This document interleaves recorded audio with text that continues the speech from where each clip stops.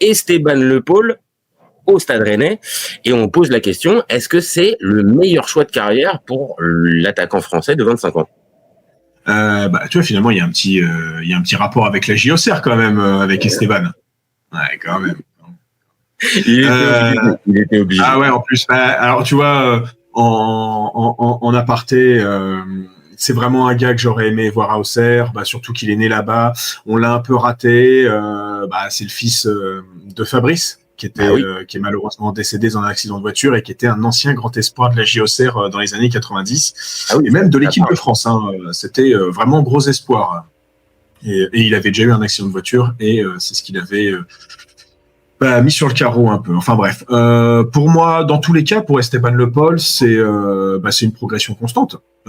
Moi, ce que j'admire chez lui, hormis son sens du but et sa capacité à être disponible et tout ça, c'est que en un an, ce gars-là a digéré le passage entre National 1 et Ligue 1.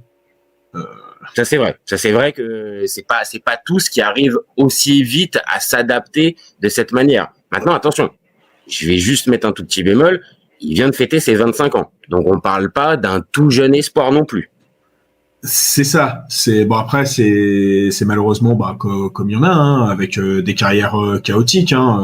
Après tout, Giroud, ça n'a pas été linéaire. Ribéry, ça n'a pas été linéaire. Mais c'est vrai que ils explosaient pas à 25 ans, ils explosaient plutôt à 23, 23.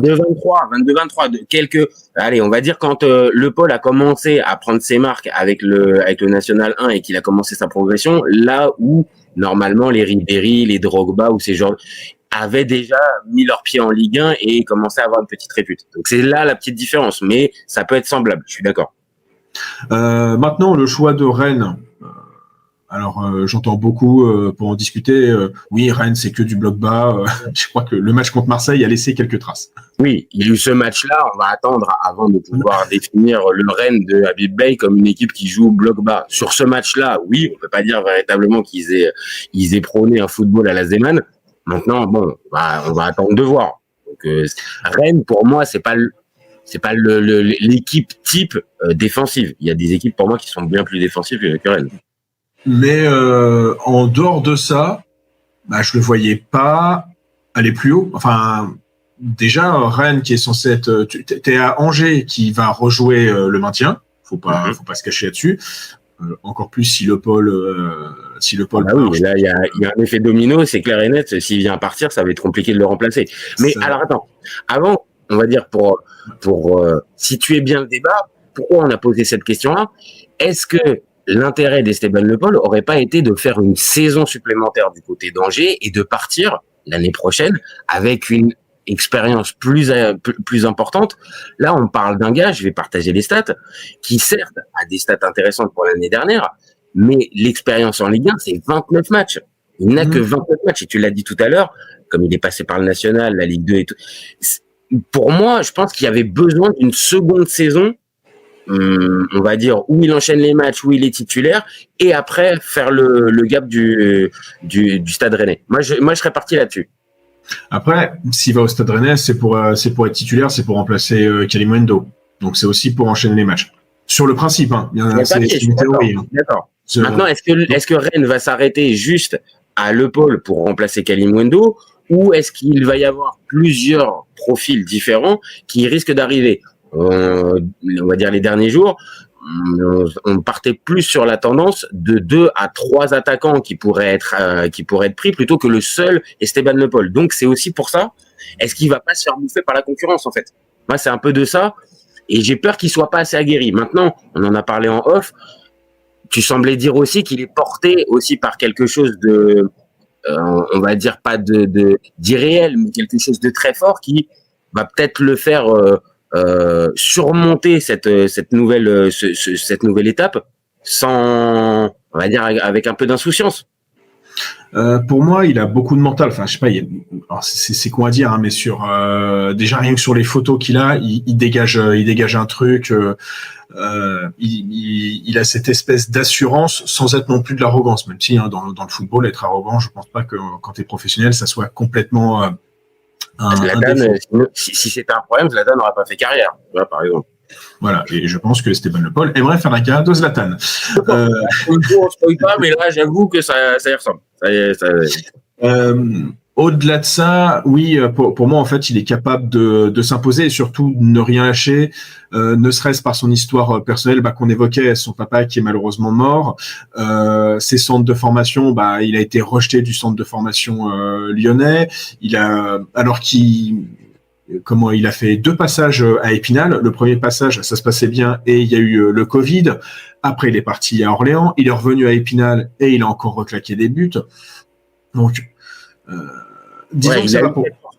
La force mentale, il l'a eu pour pouvoir être là où il est à 25 ans avec le parcours qu'il a. Ok. C'est ça. Et au-delà de ça, il fait Angers-Rennes. Tu vois, on dirait, il va à Lyon, par exemple. Là, j'aurais très peur pour tout ce que tu dis, c'est qu'en fait, oui, il a que 29 matchs de Ligue 1. Pour moi, même si le contexte rennais est un petit peu plus tendu que les dernières années, et encore Habib Beye a remis un peu de l'an.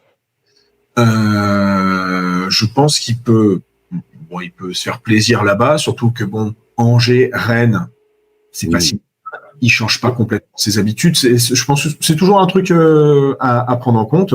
Donc toi, on va dire pour trancher notre débat, toi le choix rennais, ça te semble, comme tu l'as dit dès le départ, plutôt le plan de carrière logique pour un jeune malgré, on va dire, cette peut-être légère inexpérience du très très haut niveau, hormis la saison dernière, et que toi tu serais pas resté à Angers. Moi, je te le dis. Si. Moi, j'aurais bien aimé qu'il reste à Angers, évidemment pour faire une deuxième saison.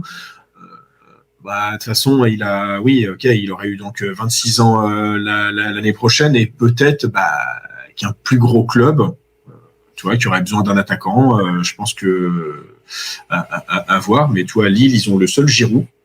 Je ne sais pas si quelqu'un d'autre est censé arriver d'ici la fin du mercato, mais peut-être qu'au mercato 2026, il y avait toujours que Giroud.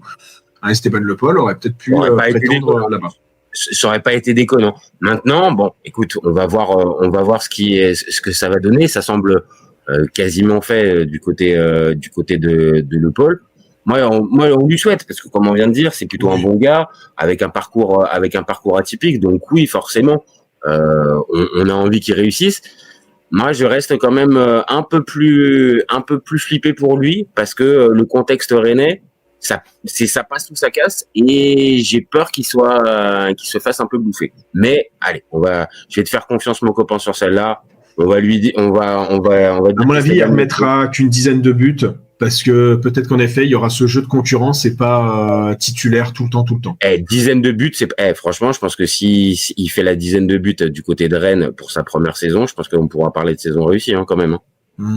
Parce que si par contre on s'attend à ce que Esteban Le Paul finisse dans les meilleurs buteurs à 25 buts, je pense que là on se trompe. Mais terminer avec une dizaine de buts et prendre de l'expérience, ça ok. Mais je reste encore. Voilà. Et à 28 ans, première sélection avec les Bleus. Voilà. Je balance ça comme ça. Ok. L'enregistrement est fait. Donc, écoute, on ressortira les bords quand il aura 28 ans, dans quelques années. J'espère beaucoup. Ouais, on espère pour lui. On espère forcément pour lui.